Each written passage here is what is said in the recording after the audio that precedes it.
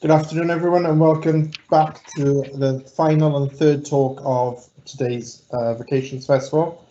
This afternoon, we are joined by Robert and Laura from the University of South Wales, and Robert's going to be talking to you about creative industries and journalism.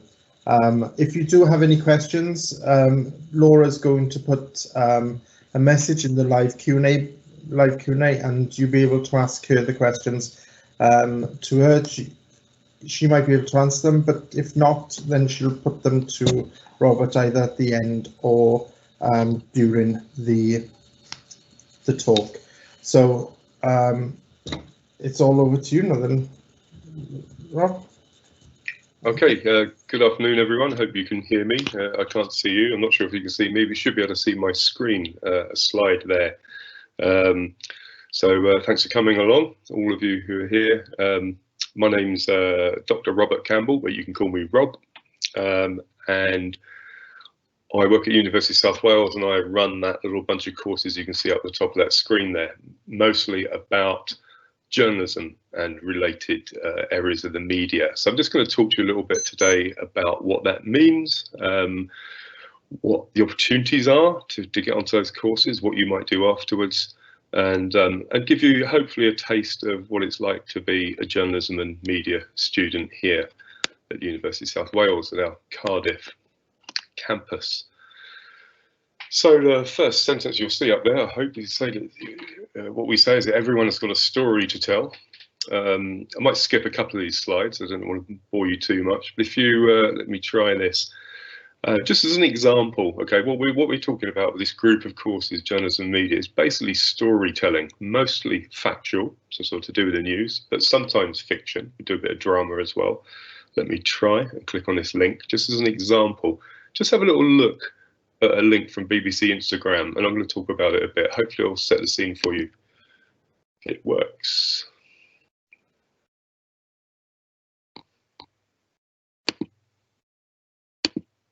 If it doesn't, I won't keep it going too long. So it's a very short clip, it's just a couple of minutes. Might not even play all of it. As you look at that, it's just a couple of minutes long. It doesn't really matter what it's about.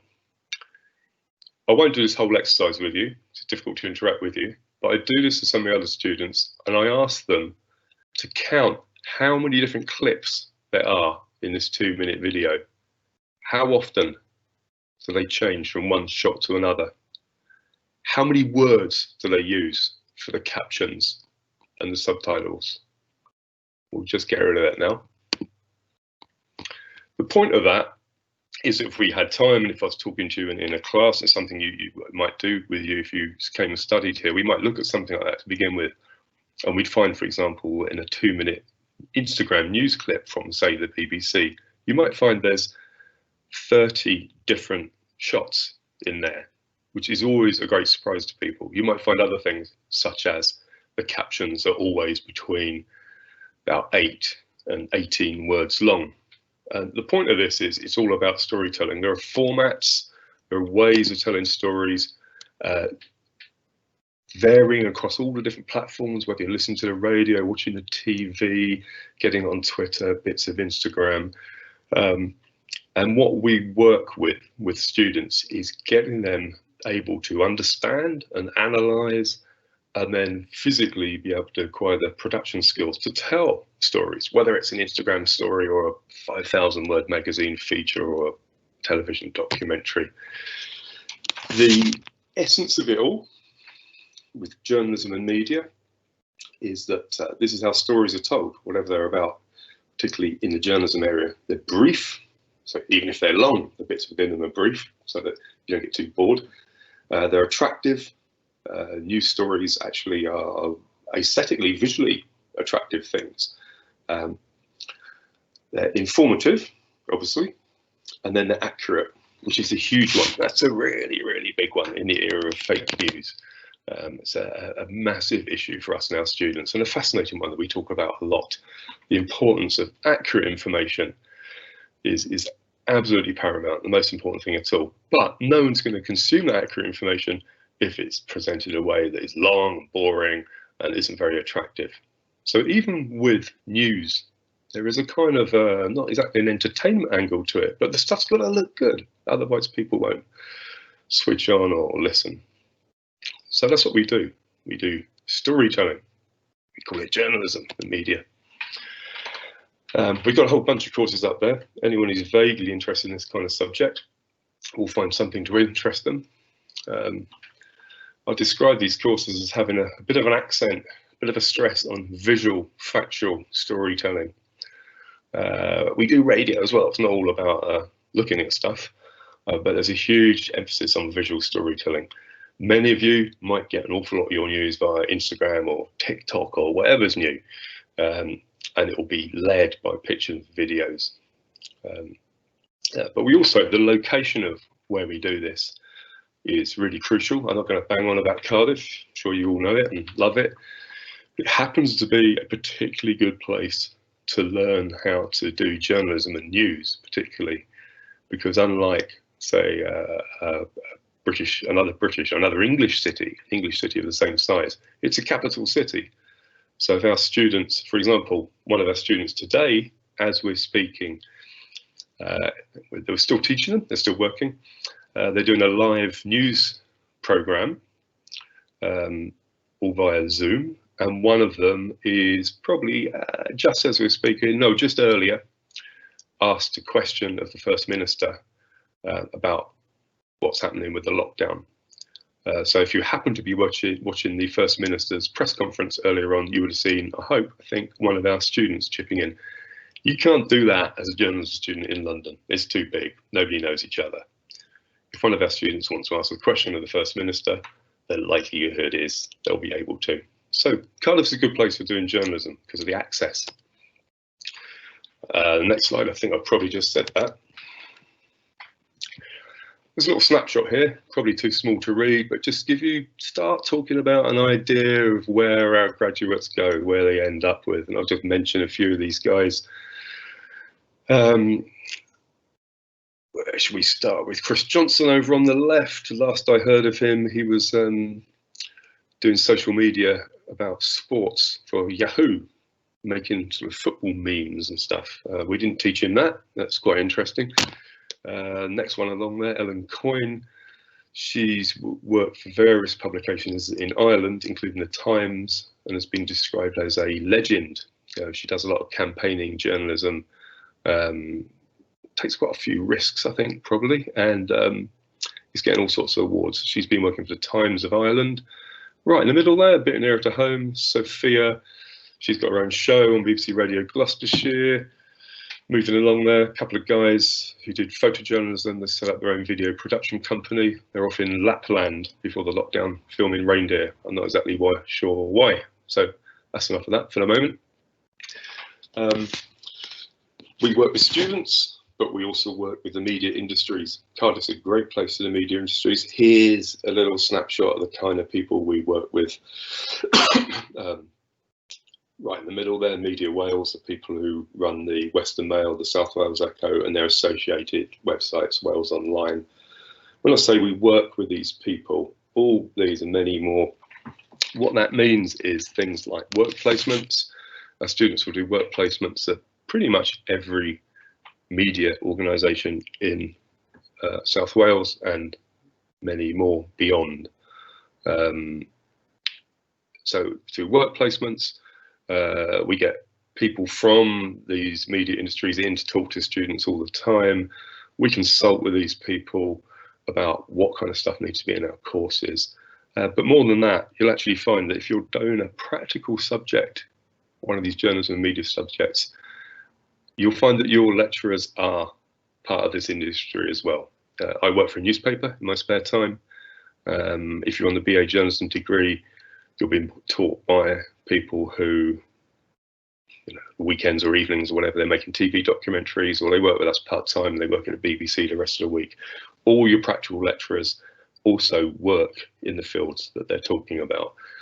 We don't have any people who teach stuff without actually doing it. So that's our connections to industry. I thought I'd just go into some details about some of these courses very quickly, perhaps show you a few more videos. So sort of course by course, really.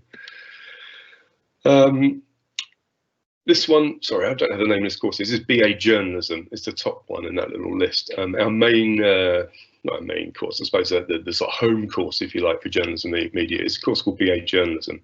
It's industry accredited, and basically it trains and educates you if you wish to become any kind of journalist, whether it's TV, radio, magazines, newspapers, online, whatever.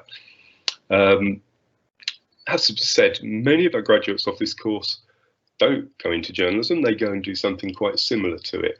But if you succeed on the course, you can get a job as a journalist, and loads do. There's a picture of one on the right there. Many others go into public relations and things like that, where the skills are very prized. Might just try a little video clip here that illustrates something about this course. All these courses I'm talking about today in this little group, 4 or 5 courses, they overlap tremendously. So what you see about any of them probably counts for the others as well. But the basic journalism course, let's click on this video.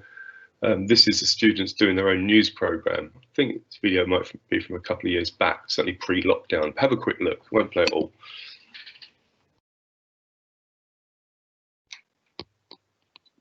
Bear with me a minute.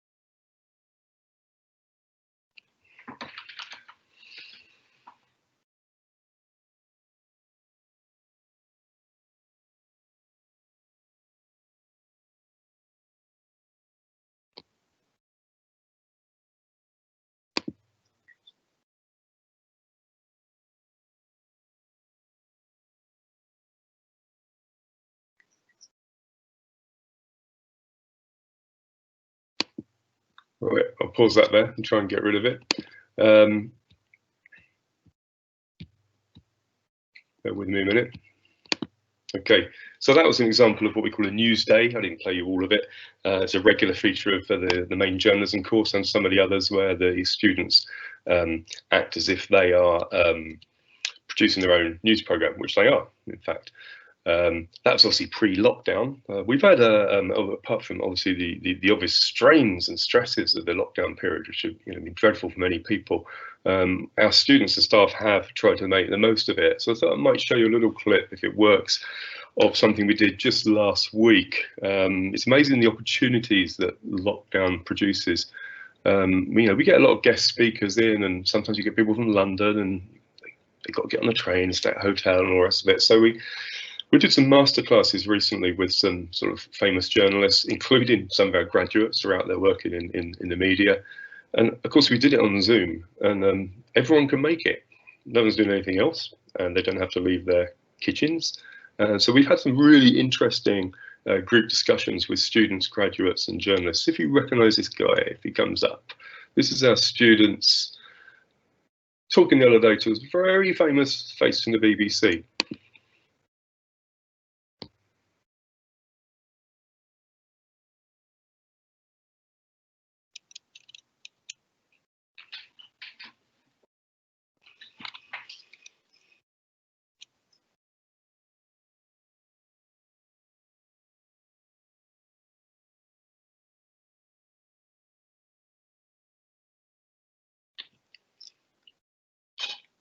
Rob, I'm not able to hear there's no audio. I'm not sure if it's just me or if anyone else can hear it. I'm not sure. If that's the case, I'll stop playing these. You can hear me, but not hear the video, yeah? Yes, can hear you fine, just not the video. Okay, in that case, I will. Could you see the video? Yeah, I can see the video. Yeah. Okay, in that case, I will just play real short clips. I don't know why the audio is not working. I don't want to try and fix it live. If I play any more, I'll just keep them really short and talk over them. That's all right? Yeah, sounds good. Okay, So apologies to any of you guys out there who didn't get the audio on that video. If I click on any others, I'll just talk over them very briefly. So anyway, during lockdown, we managed to talk to all sorts of fascinating people that we wouldn't have been able to get hold of in pre-lockdown, actually. Let's skip along to another course called Media, Culture and Journalism. Might be something slightly missing from your screen there. This is another one of our courses, slightly more theoretical. The one I talked about a minute ago, BA Journalism, very practical, train you to actually be a journalist of whatever kind you want to be. This course, some practical work, about 25% of the course is practical. The rest of it, you're going to have to read some books, including ones written by your lecturers. And there's a little example of some of them there. And so the lecturers who teach on this course tend to be experts in media theory, and they kind of investigate what lies behind the media, what makes it work. And that's all aspects of media, as you can see, for example, from a selection of their books there. The media in Wales. What's particular about the media in Wales compared to larger countries? So it's a program called Life on Mars, which was apparently really fascinating and told people an awful lot about the way things work. Our lecturers wrote a book on that. You'd be taught by them. Fandom over on the right there, Rebecca, one of the lecturers on this course, Media, Culture and Journalism. She's a world expert on fan culture. She's frequently on the radio being asked, you know, what does it mean to be a Harry Potter fan or whatever. So Media, Culture and Journalism, some practical work of the kind you've already seen, been talking about, an awful lot of theoretical work, but it does train you for the world of work. You learn how to investigate an issue, gather evidence, and produce some sort of conclusion and analysis. And employers love that. It's a really valuable skill. So 2 courses so far: BA Journalism, main practical journalism course; Media, Culture and Journalism, media studies, if you like. This one's highly specialised. If you're into sport, you'll recognise at least 2 of those figures in that picture, I should think. The middle one, that lady there, is Julie Kissick. She is a course leader for BA Sports Journalism. This is a terrifically popular course. We have students who, certainly when we're not in lockdown, will go up to our sports park at Treforest and they'll report on matches there just to get their teeth into it, get used to covering sports. And they'll go out into the wider world and then meet all kinds of stars, and they'll be reporting on Premier League, football, all kinds of rugby, cricket, and every other sport you can imagine. So that's a terrifically practical course. Fairly new. It's been running for 3 years. The first students are graduating from it this year, and they all seem really, really happy. And it's led by Julie there, who was, I believe, the first female sports producer at ITV. And she's quite a pioneer in writing, researching, and speaking about women in sport. So it is not just for blokes. There's a really interesting diversity angle to our sports journalism degree. Basically, you report on an awful lot of matches, but not just that. If you move ahead a little bit here, we've got a course called Media Production. This one is slightly different to some of the others because you will be dealing with factual stuff. You'll make documentaries. You can also deal with fiction, so you can sort of write your own short plays, your bits of drama. It's quite television focused, which is why we've got that image there of our lovely, one of our main TV studios. But really, it cuts across the board, across all the platforms. So it's a little bit more about the technology and the production. You do create stuff, certainly. You create scripts, websites, videos, various bits of audio. You create an awful lot of creative content. But you're more likely to be, on this course, if you look at one of those cameras, you're more likely to end up being the person behind the camera than the person in front of it. It's a production-based course. And the students who work on this are highly valued when they graduate. When television production gets going again in a few weeks, because it had to be halted, our students and graduates will be out there working on every television program and Netflix drama or whatever you could imagine. They work as runners, as production assistants, and as they go up a bit, hopefully some of them become directors. I will try another link. And this one possibly doesn't need sounds, that might help. If you're interested in this and you can get hold of these slides later, you'll find the media production course It's a little bit like a film course, except they don't just do film, they also do sound, digital, web. If you scroll down their website, there's their final show that they also had to do online. They usually do one in a big venue in Cardiff. There's some nice little bits of video. Clearly there's no sound on my video, so I can talk to you about this. Let's just see. This gives you a slight taste of what's going on. Mixture of fact and drama. So some little clips here from the work that the media production students have been doing over the past year. Very similar to the work they do on the other courses as well. It's one of our lecturers. I think they're making a little drama here. Just let it run for a few minutes. Do a bit of animation. Basically on media production, you do a bit of everything so that you can come out of there and decide what do you want to do in the media. So in a way, it's less focused on journalism or sports journalism. It's if you want to be some kind of producer. Maybe when you join, you don't know, do I want to try and get into making fiction films like the one we're watching now? These little clips, basically, from work made by students. Very, very high quality. If you watched any of the big television dramas recently that come out of Cardiff, our students would have worked on nearly all of them. The name of them has slipped my mind for a moment. So it's just a short clip, I'll stop it in a minute, of the kind of stuff they do. In fact, I'll let it run. It's another minute or so.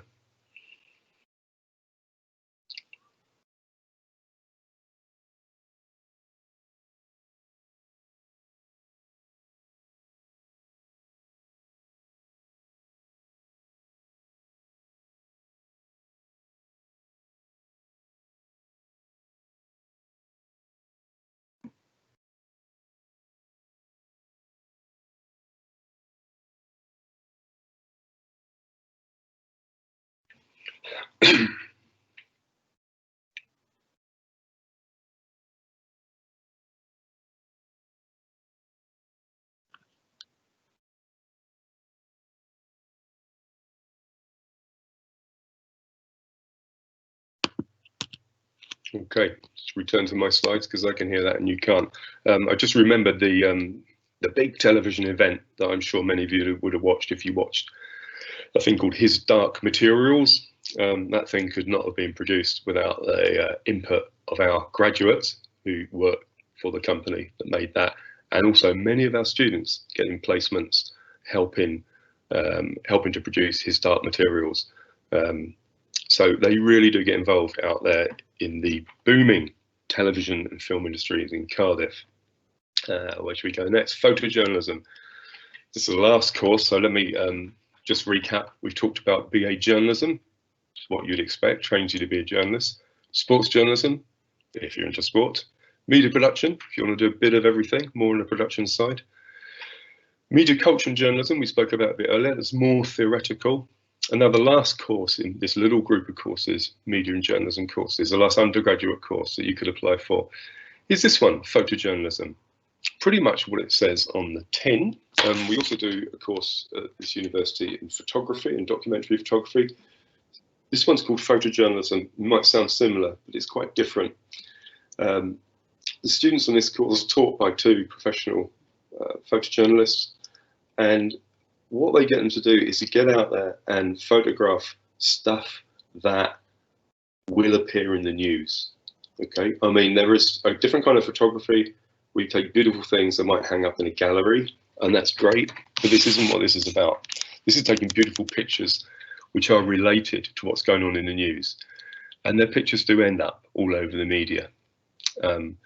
Many of them, I wouldn't like to say most, many of them by year 2 and certainly by year 3, these students are getting their work published in the media and paid for it, which is sort of unusual on an undergraduate course, to have students already earning money through their work. I'm going to click on a link here which doesn't have any sound. It's a load of photographs taken by the photojournalism students. So let's have a little look at this. Well, I might talk about it while it's up there. This is their Instagram account. Just flick through a few of these. It works. There's an example of where our photojournalism students will be getting their work paid, work published recently. I'm not quite sure how well you can see that, but in the Sun, that looks like the Western Mail, Wales Online, BBC using their pictures, Daily Mirror using their pictures. Interestingly, now and again, one of their pictures will appear in a national newspaper, and they think that's strange. They didn't ask; they just stole it off Instagram. So then they learn another thing, which is about how to chase people and charge them for stealing your photographs. It's all part of the learning process. There's some links at the end of these slides. Apart from anything else, if you get a chance to log on to the link that will take you to our photojournalism account, you can see some really beautiful images of students documenting the lockdown and being amazingly creative, given that for many weeks they were barely allowed outside of their houses. So just to recap, you've got those courses there. I'll leave the last one mentioned in MA, that's for later, that's a master's degree. We'll leave that one at the moment. The thing about those courses, the journalism and media courses, there's some overlap between them. They've all got distinct culture, but there is some overlap, and the students will work together quite often on joint projects. They're very vocational, by which I mean practical. They lead to careers, and they're great fun. Taught in relatively small groups, mostly practical work, a little bit more theory work on one of them, but as small enough groups in that we know all our students by name and vice versa. We see plenty of them, and we're in touch with an enormous family of graduates out there who will often come back and help out, talk to our students. Might try one more link, see if there's any questions. This is, I'm sure you'll be given these links.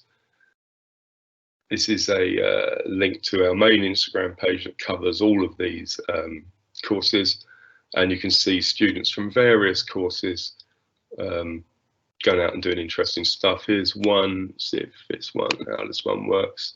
This student called Matt Lofthouse, he was on a student trip just before lockdown to Romania, where the students interviewed, made documentaries, took photographs about the Roma people, the Gypsy people, and the incredibly tough life they have.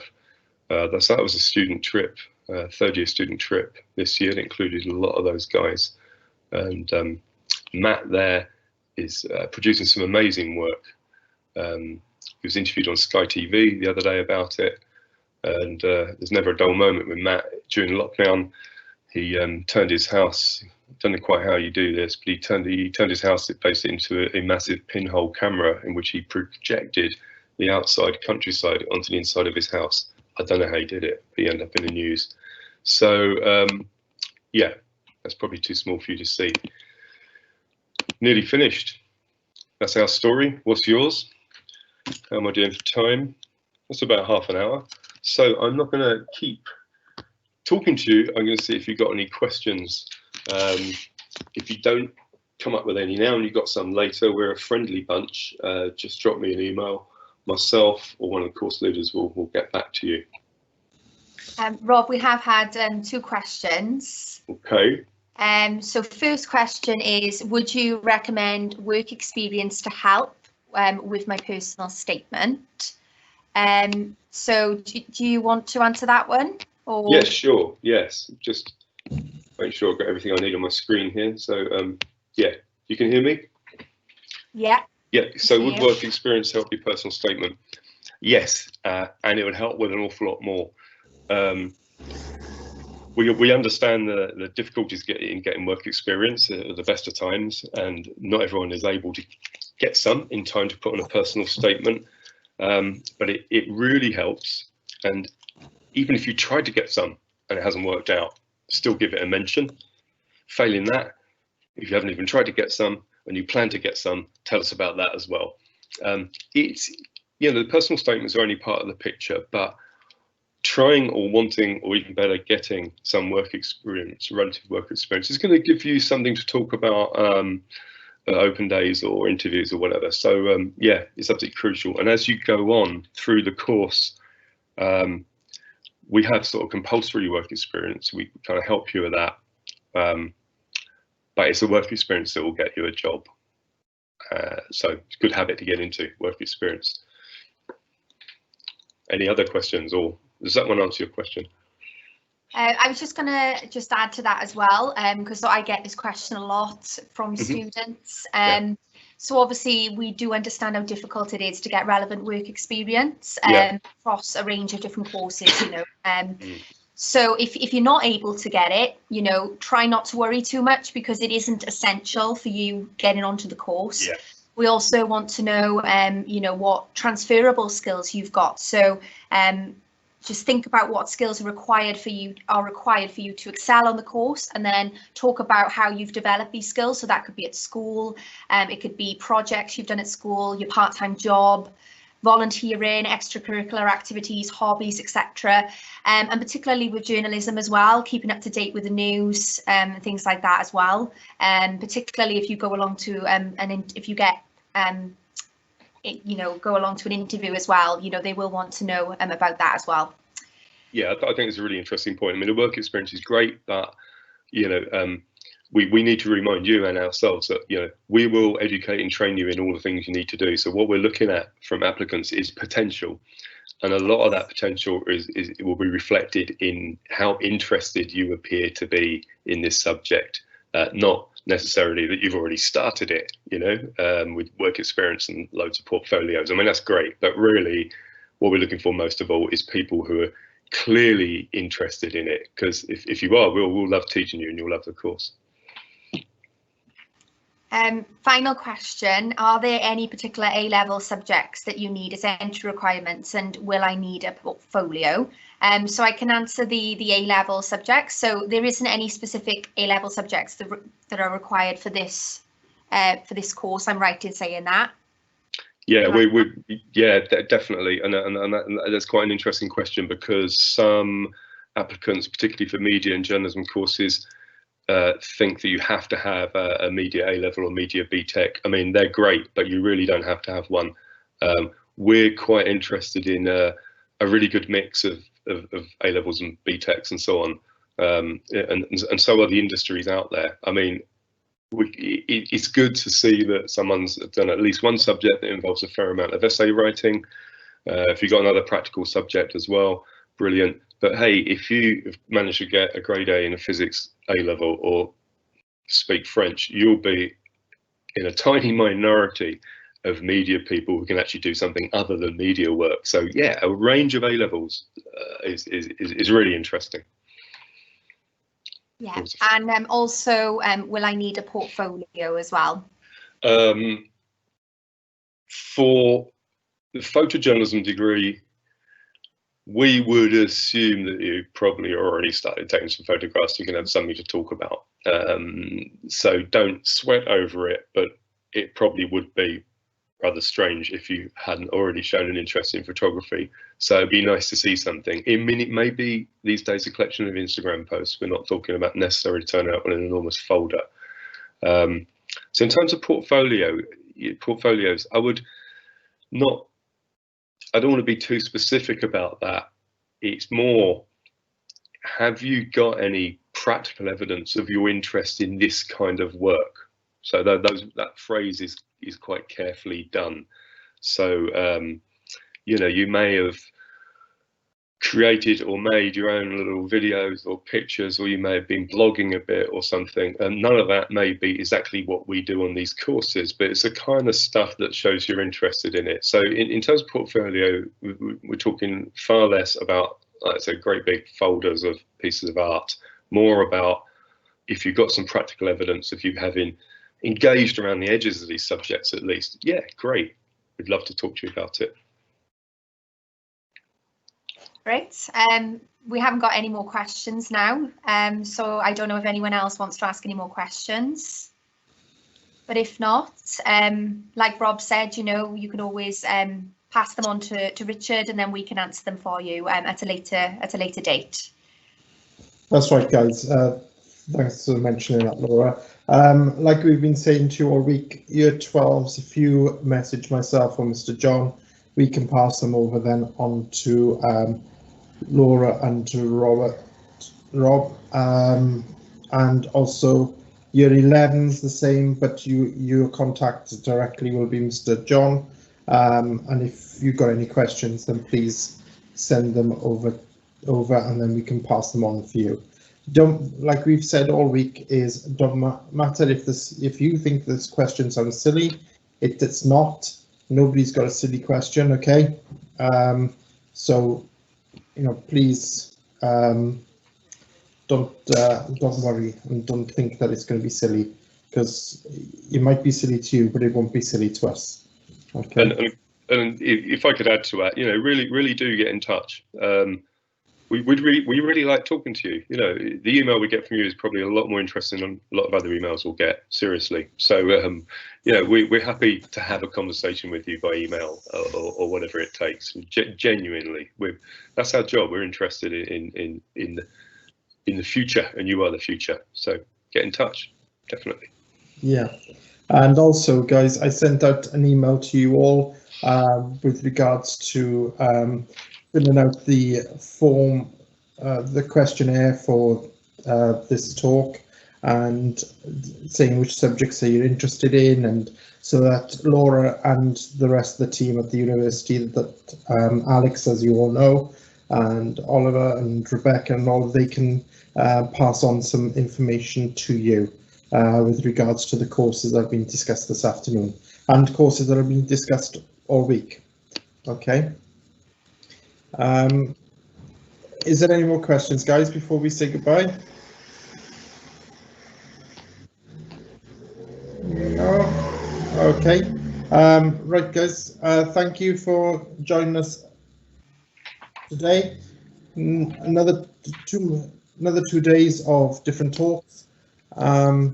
Starting back at 10 o'clock in the morning. Okay. Thank you, everyone. Thank you. Thanks.